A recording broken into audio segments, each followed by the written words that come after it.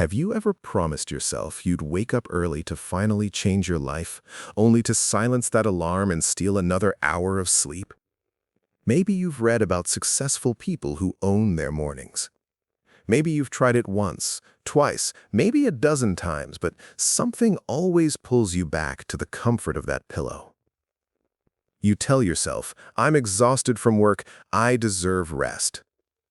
But what if I told you that the hours before dawn hold a power most people will never touch? What if one man's journey could prove that your entire future lives in those dark morning hours before the world wakes up? This is the story of a man who rebuilt his life starting at 4:45 a.m., one brutal morning at a time. Stay with me because by the end, you'll understand why the first light is your only advantage. In a coastal city where cargo ships arrived at all hours and the docks never truly slept, there lived a 29-year-old man named Marcus. Marcus worked as a night loader at the port, hauling containers and crates from 9 p.m. until 5 a.m. His hands were calloused, his back ached constantly, and his paycheck disappeared before the month's end. He lived in a cramped studio apartment 3 blocks from the waterfront, where the smell of salt and diesel seeped through the walls. A fold-out couch, a hot plate, a bathroom so small you couldn't fully extend your arms. Nothing more. But the poverty that pressed hardest on Marcus wasn't in his bank account, it was in his chest. Every dawn, as he walked home past sleeping houses with warm lights in their windows, he felt it, the suffocating certainty that this was all his life would ever be.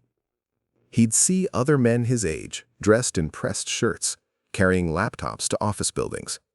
He'd watch families at breakfast tables through open curtains. And a voice in his head would whisper the same question that haunted him. Is this it? Am I going to die loading cargo while everyone else lives real lives? Marcus had tried to change.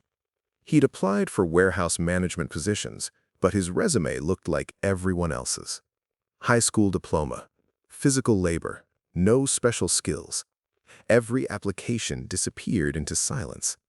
He wanted to learn something valuable, but after working all night, he was too destroyed to do anything except collapse into bed at 6 a.m. and sleep until 3 p.m., waking just in time to eat, shower, and head back to the docks. Maybe you know that feeling. The feeling that you're working yourself to exhaustion but going nowhere. That you're stuck in a cycle you can't break. That's where Marcus lived, until everything shattered on one November morning. His phone rang at 5:15 a.m., right as his shift ended. His younger sister. Her voice was shaking. "Marcus, you need to come home now. Mom collapsed. She's in the emergency room." His stomach dropped. He caught the first bus to his hometown, a 2.5-hour ride that felt like drowning in slow motion. When he arrived at the small community hospital, his mother was in a bed, pale, weak. The doctor said she'd fainted from stress and exhaustion, working 2 cleaning jobs at 58 years old. She needed medication they couldn't afford, rest they couldn't provide. His mother gripped his hand, her voice barely there. "Marcus, my son, I won't be here forever.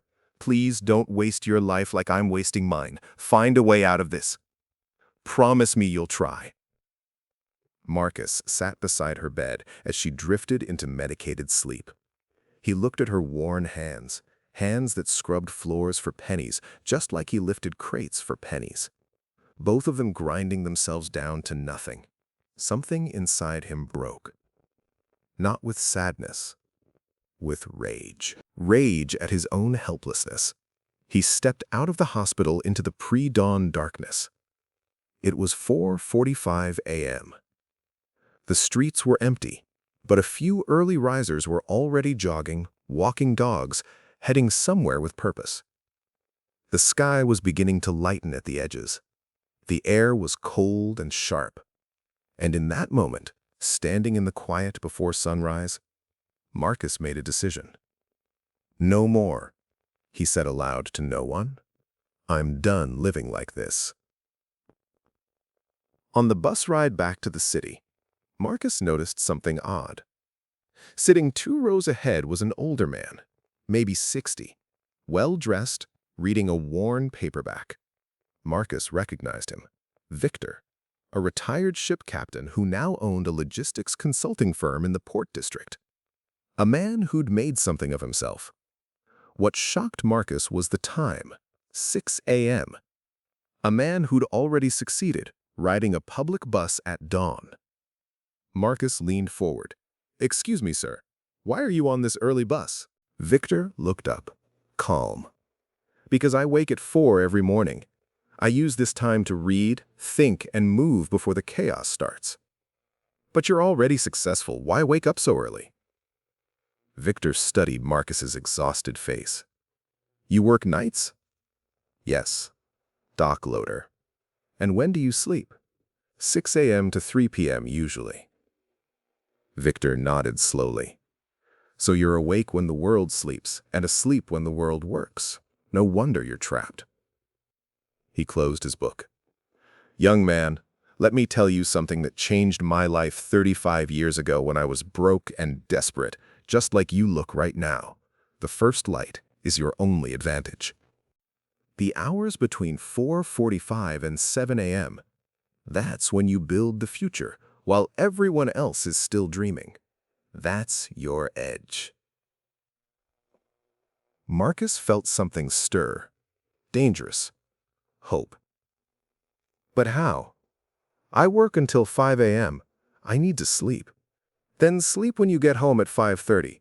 Wake up at 11. That's 5.5 hours. Enough to function.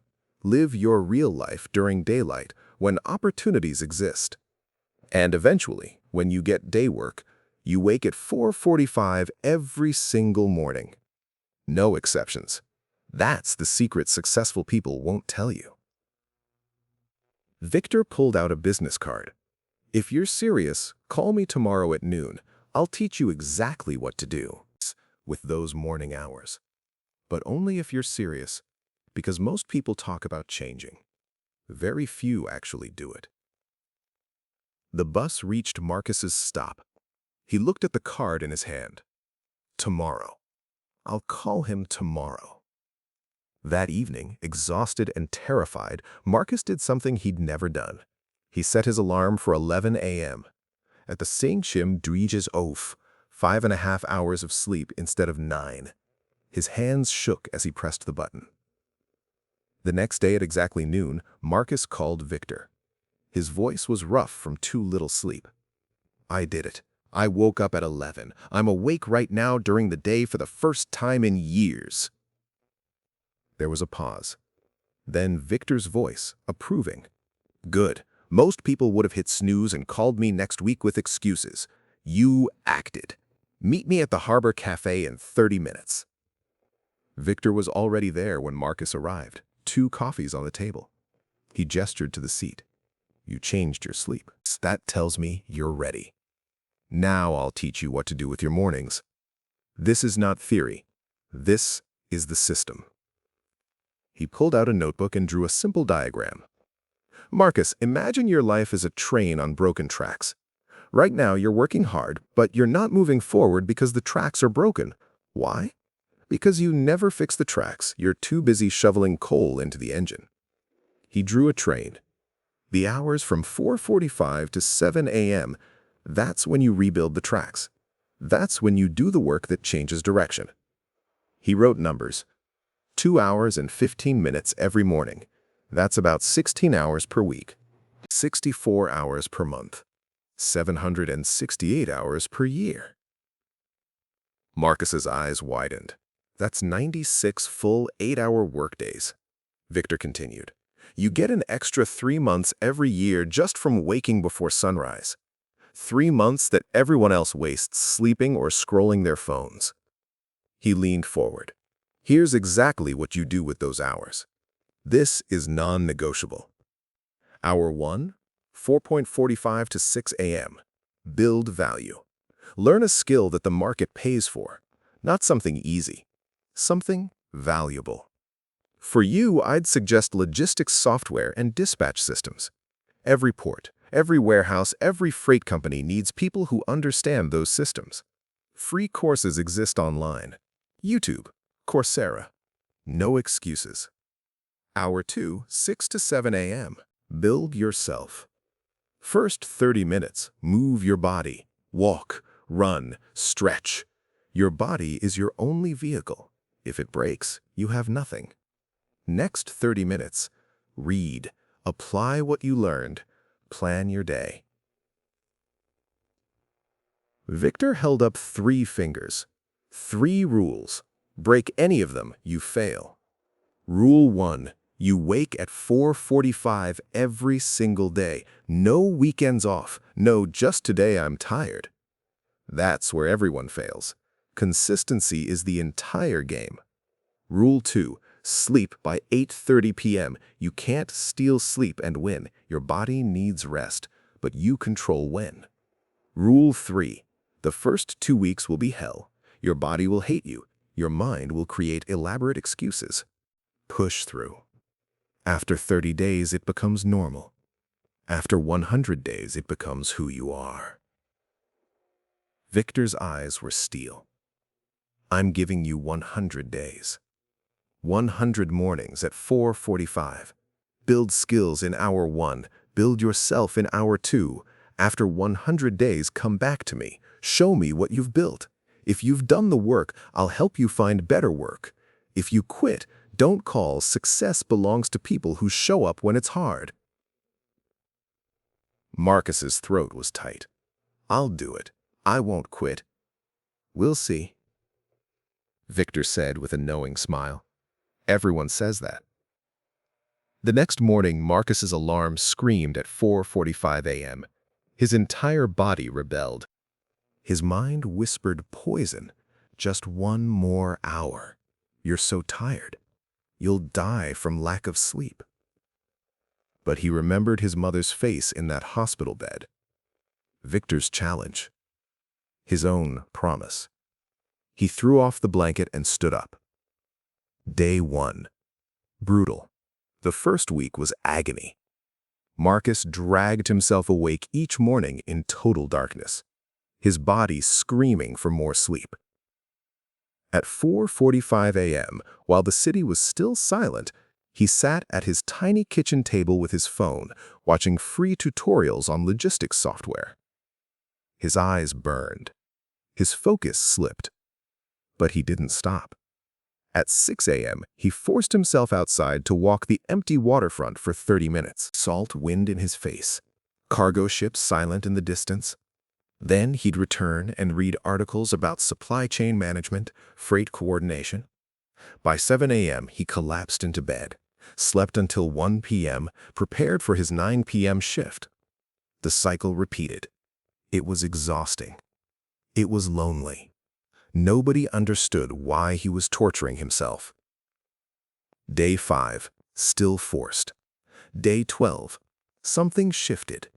Around day 18, Marcus woke up 3 minutes before his alarm. His body had adapted. And for the first time, when he stood up at 4:45, he didn't feel resentment. He felt ready. The logistics tutorials started connecting. He understood routing algorithms, dispatch protocols, inventory management systems. He completed his first online certification. His morning walks became something he craved, the silence, the pre-dawn light, the feeling that while everyone else was unconscious, he was building. Month 2. Progress. By the end of his second month, Marcus had completed 4 online courses in logistics software, freight management, and basic coding. He'd lost 12 pounds from daily walking. His mind felt sharper. His confidence grew. People at work noticed. Marcus, you look different. What's going on? He'd smile. I'm building a new life. 2 hours at a time, before sunrise. Month 3. Momentum. In the 3rd month, Marcus did something bold. He created a digital tracking system using free software to optimize the port's container loading schedule, something his supervisors had talked about but never implemented. He showed it to his shift manager. The manager stared at the screen. Marcus, Where did you learn this? I wake up at 4:45 and teach myself. Word traveled fast in the port. Manager to supervisor, supervisor to operations director. On day 82 of Marcus's 100-day commitment, his supervisor called him into the office. Marcus, we're restructuring our dispatch operations. We need someone who understands dock work and has technical skills. We want to offer you a dispatch coordinator position. Day shift. Salary is more than double what you make now. Marcus stood there, speechless. 3 months ago, he was a nobody, hauling cargo in the dark. Now he was being offered an office role. When do I start? He managed. Next Monday. That evening, Marcus called Viktor. I did it! 100 days! I never missed 4:45, not once, and today they promoted me! Silence. Then Viktor's voice, warm. I knew you would. You had the look of someone ready to pay the price. Now listen carefully. Don't stop waking at 4:45. This isn't a strategy you used. This is who you are now. I know, Marcus said. First light is my only advantage. I'm never giving that up. 18 months later. Marcus had become the port's lead logistics coordinator. He'd saved enough money to move his mother to the city, pay for her medication, and rent a proper 2-bedroom apartment near the waterfront. Every morning at 4:45 a.m., he still woke, not because he had to, because those hours were sacred. That's when he learned new systems, read business strategy, and planned his future. His colleagues would ask, Marcus, why do you still wake up so early? You've already made it. He'd smile. Success isn't a destination. It's a daily practice. Mine starts at 4:45. First light is my only advantage. My friend, Marcus's story is proof of something most people refuse to believe in. Your life can transform. Not someday, not when things get easier. Right now, starting tomorrow at 4:45 a.m. Here's what most people miss. The gap between where you are and where you want to be isn't talent, it isn't luck, it isn't even hard work. It's what you do with the hours when everyone else is sleeping. Between 4:45 and 7 a.m., the world is silent. No emails, no meetings, no distractions. Your willpower is full. Your mind is clear. This is when you do the work that changes trajectory. Successful people know this secret. That's why CEOs, athletes, and builders wake before sunrise. Not because they're superhuman, because they understand first light is their only advantage. So here's your challenge, the same one Viktor gave Marcus. Step 1. Tonight, set your alarm for 4:45 a.m., not 5, not 5:15, exactly 4:45. Put your phone across the room so you must stand to turn it off. Step 2. Decide what you'll build in your first hour. A skill the market pays for, a certification, a side business. Choose one thing, just one. Commit for 100 days. Step 3. Protect your 8:30 p.m. bedtime. You can't win mornings if you waste nights. Cut the Netflix. Skip the endless scrolling. Sleep is your ally. Late nights are your enemy. I promise you this. If you wake at 4:45 every single day for 100 days and use those hours with intention, your life will not look the same. Maybe you won't become rich overnight. Maybe you won't get promoted immediately. But you will become someone different, stronger, more disciplined, more dangerous.